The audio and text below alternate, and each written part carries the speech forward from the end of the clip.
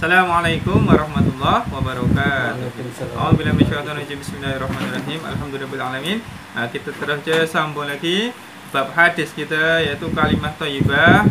Hadis nomor 38 yang diterangkan.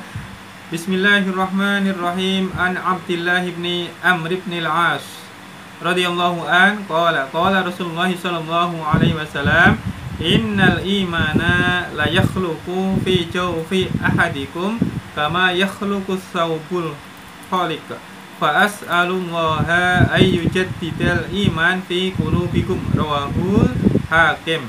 Hadis riwayat Imam Hakim. Jadi diterangkan Sayyidina Abdullah bin Amr bin As radhiyallahu an meriwayatkan bahwa Rasulullah sallallahu alaihi wasallam bersabda, jadi sesungguhnya iman dalam hati kamu menjadi lusuh dan lemah sebagaimana kain menjadi lusuh. Oke. Oleh itu berdoalah kepada Allah Subhanahu wa taala supaya Dia senantiasa membaharui iman dalam hati kamu. Hadis riwayat Imam Hakim. Jadi iman dalam hati pun semacam handphone. Handphone tuh kalau baru beli baterai itu cantik lah. Tapi lama udah dipakai, lama terus baterai pun habis, kena cas lagi. Macam itulah iman kita. Jadi kita digalakkan oleh Rasulullah supaya kita berdoa supaya Allah nih perbarui iman kita atau kuatkan iman kita. Maknanya macam cas handphone lah. Masukkan saja, itu baterai penuh lagi.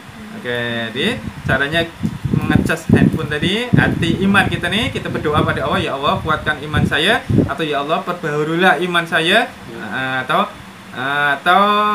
dengan cara jadidu imanakum biqauli la ilaha illallah, perbaharuilah iman kamu dengan cara zikir la ilaha illallah, perbanyak zikir la ilaha illallah, maka akan menguatkan iman kita. Lagi kita resapi makna dia, kita khusyuk, maka lagi tebal lagi iman kita.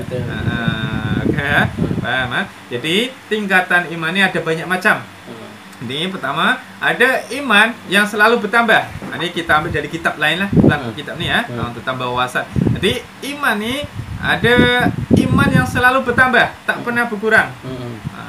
Iman ni selalu bertambah, tak pernah berkurang. Nomor satu, yaitu iman para nabi dan rasul. Bila diuji apapun, iman dia tetap bertambah, lagi tambah. Ada yang nomor dua, iman ni standard, tak pernah naik, tak pernah turun. Iman para malaikat. Malaikat ni iman pada Allah, dia tak pernah naik, tak pernah turun, sebab dia tak pernah maksiat. Dia tak dibagi nafsu. Ada cerita ni, malaikat ni ada yang macam, ya Allah, manusia ni takkan melawan hawa nafsu pun tak pandai, ya Allah. Manusia ni apa bagi akal tapi tak pandai melawan hawa nafsu. Lepas tu Allah, cubalah awak try. Bagi nafsu oleh Allah, diturunkan je, dia tengok wanita tengah mandi dekat sungai, terus dia rogolnya. Maknanya walaupun malaikat, iman dia hebat, tapi begitu bagi nafsu ya, habis dah, dia terus berzina.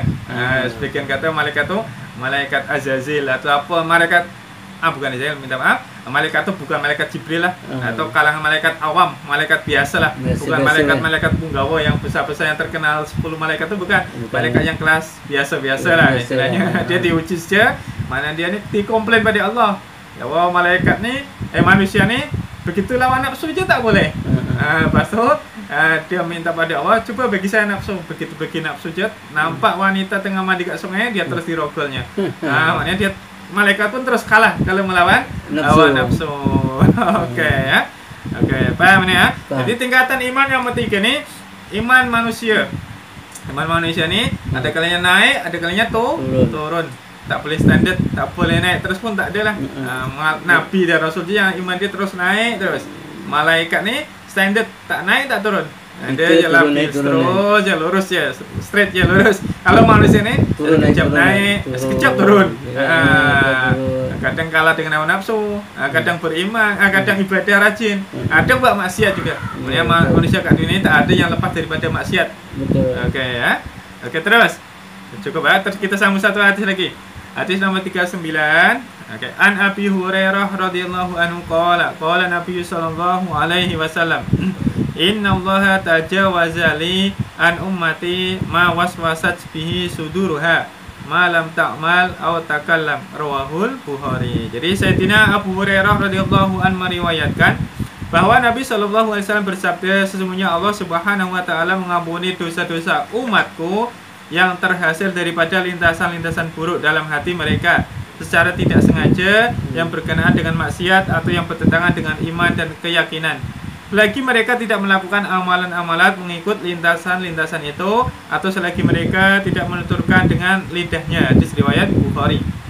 Oke, jadi lintasan-lintasan yang dalam hati ini Allah akan maafkan selagi tak buat. Oke, contoh dalam hati ini, contoh tengah apa duduk lepas itu dalam hatinya saya nanti tidak mencuri lah, atau nampak kedai tutup, nampak toko ini tutup, kedai tutup, nanti saya nak merompak aja lah dalam hati. Tapi kalau selagi tak buatnya, Allah maafkan. Atau ke hati tiba-tiba lintasan saya nak berzina, nanti. Tapi kalau tak buatnya, tak dikira dosa, dimaafkan oleh Allah, tak dicatat amalan. Oke, lepas itu atau lintasan apa-apa nak buat kemaksiatan, atau nak mengumpat, atau nak marah orang nih. Saya nak marah-marah dia, marah ini melalui kata-kata kesat, tapi tak diucapkan dengan lisan, masih dalam hati aja, Allah tak catat, Allah terus maafkan. Oke, hadis riwayat Imam Bukhari. Atau kama qala Rasul sallallahu alaihi wasallam, wallahu alam. Cukup ke sambung hadis bab salat? Bab salat, kita sambung lagi. Bab salat ini sampai Al-Qur'an, dalil-dalil lewat Al-Qur'an. Jadi tentang salat. Wa qala ta'ala rabbij'alni muqimas shalah wa min dzurriyyati rabbana wa taqabbal du'a. Surah Ibrahim ayat 40. Jadi Nabi Ibrahim alaihissalam berdoa, wahai Tuhanku, jadikanlah aku dalam kalangan orang-orang yang mendirikan sholat, dan demikianlah juga zuriat keturunanku. Wahai Tuhanku, Kau perkenankanlah permohonanku. Ibrahim, surah Ibrahim ayat 40. Jadi ini termasuk doa Nabi Ibrahim. Ini baik doa nih ya. Kita doa selepas sholat, ya Allah, Rabbij'alni muqimas shalah wa min dzurriyyati, jadikanlah aku nih orang yang teguh mendirikan sholat dan ahli keluargaku. Selalu dibaca Rabbana wa taqabbal du'a. Oke, ini berasal dari Al-Qur'an, sumber dia surah Ibrahim.